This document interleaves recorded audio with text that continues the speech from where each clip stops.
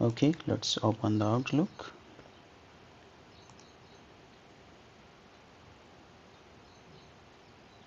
Okay, we have two options. We can schedule the Teams meeting in your Outlook profile.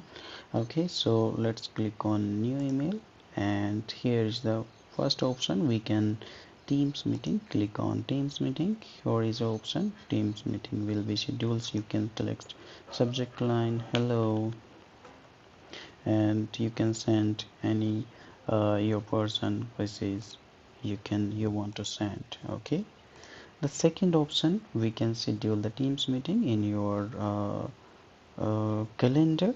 Go to calendar, and here is the option. Click on new Teams meeting.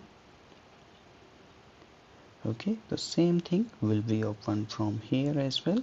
And third one option also available, how we can schedule, like the click on new appointment, and from new appointment Teams meeting link will be not generated, so we can click on manually Teams meeting, then Teams meeting link will be generated. So there is a 2 3 option we can schedule the Teams meeting from your Outlook profile. So thank you so much watching the video. Have a good day.